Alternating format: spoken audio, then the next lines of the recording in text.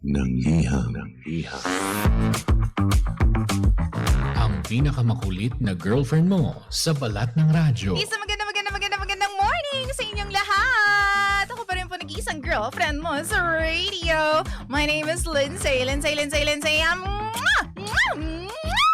Makulit pero may puso, handang makinig sa mga kwento mo. Alam mo, feeling ko kailangan mo na siyang iwan kasi it doesn't make sense. Ang kwento sa lihim ng liham.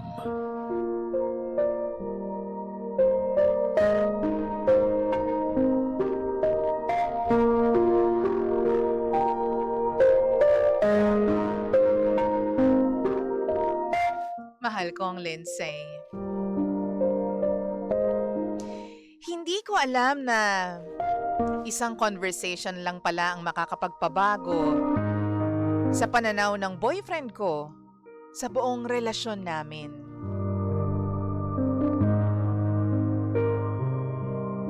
Matagal na po kami, DJ Lindsay. We've been together for almost a year now. Pero halos buong relationship po namin ay long-distance relationship. Sa overseas po kasi siya nagtatrabaho. Palaging wala. Palaging nasa ibang bansa. Siguro nagsasama lang kami kapag dumadating siya at kapag paalis na ulit siya. But, seryoso kami. Seryoso kami sa relasyon naming dalawa and we want this to work. We make time for video calls almost every night. At kahit na meron pong distansya, ni minsan hindi po ako nagdalawang isip tungkol sa future naming dalawa together. A few nights ago, DJ Lindsay, napunta yung usapan namin sa intimacy. Obviously, ang hirap kapag magkalayo kayo because kahit pa ilang beses ninyong tawagan yung isa't isa, hindi pa rin magiging same yung pagiging intimate ninyo. Mas maganda pa rin yung magkasama kayo. Mas masarap pa rin yung nahahawakan mo siya at nayayakap mo siya.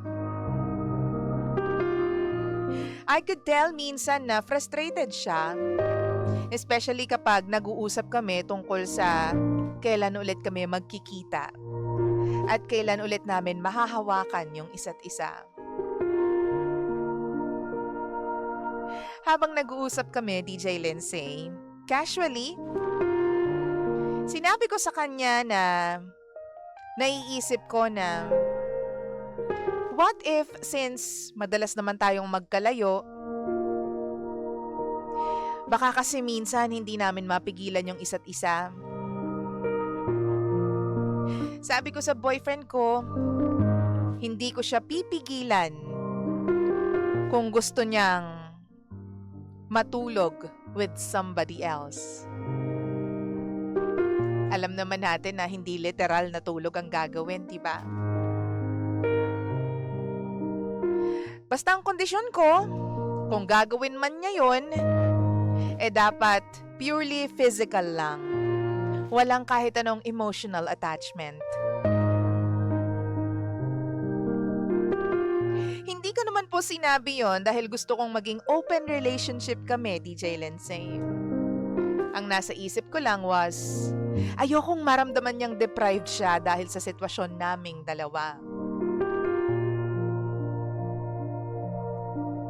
Bigla siyang natahimik.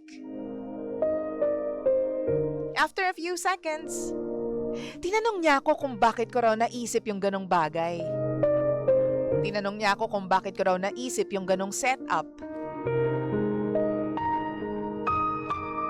Sinabi ko naman sa kanya na hindi kita pinipilit na gawin yun. Sinabi ko rin na kahit ako mismo, wala naman akong interes na gawin yun with somebody else. Well, I just thought na baka mamaya magkaiba kami when it comes to physical needs. Baka lang kako hindi niya mapigilan yung sarili niya dahil alam kong bilang lalaki, meron din siyang pangangailangan. Ayoko naman na maging guilty siya for something that's completely normal for me. Pero imbes na intindihin niya kung saan ako nanggagaling, pakiramdam ko, lumayo siya sa akin. Kinabukasan, DJ Lindsay, mga isang salita lang yung sinesend niya sa akin. Mga reply niya sa text messages ko. I asked him several times kung galit ba siya. Pero ang sagot niya lang sa akin was, kailangan niya raw ng time to process everything. Kasi medyo nagbago daw yung pananaw niya sa relasyon namin simula nung inopen ko yung topic na yon. After almost a week, saka lang siya naging honest sa akin. He told me na nung marinig ko raw o nung napag-usapan daw namin yung topic na yon, yung pakikipagtalik sa iba, ay kinwestiyon niya na raw kung pareho nga ba kami ng definition ng commitment. Kasi para raw sa kanya, the fact na kaya kong isipin na okay lang kung meron man siyang maging ibang kalaro, ibig sabihin daw nun walang exclusivity ang kung ano mang meron kami.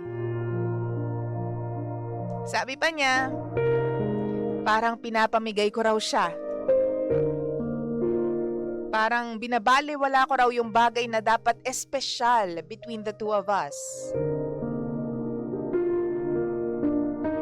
Nagsorry agad ako, DJ Lindsay, because hurting him was never my intention. Sinubukan kong i-explain sa kanya kung saan ba ako nanggagaling. At muli sinabi ko na hindi ko naman siya pinipilit na gawin yun.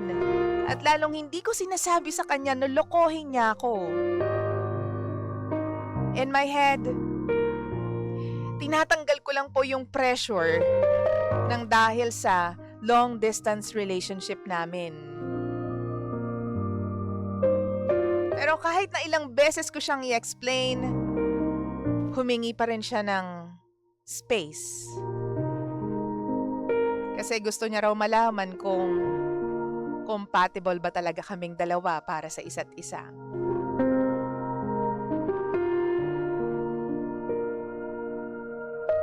Honestly, DJ Lindsay, hanggang ngayon nalilito pa rin po ako. I understand why he got hurt.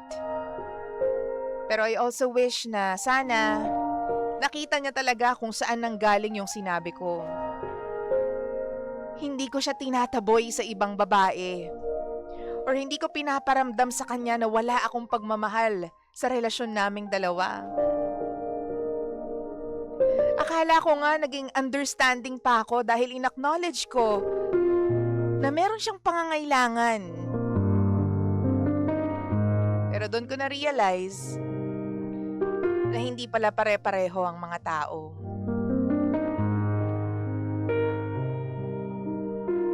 Ang sabi ng mga kaibigan ko kung sila rin daw yung nasa poder noong boyfriend ko, masasaktan din daw sila.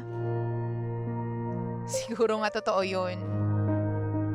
But part of me still wonders if meron bang mistake doon sa suggestion ko. O baka magkaiba lang talaga kami ng pananaw pagdating sa love, loyalty, and intimacy.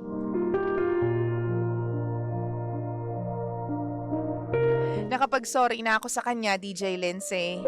At willing naman po akong ibigay sa kanya yung space na hinihingi niya.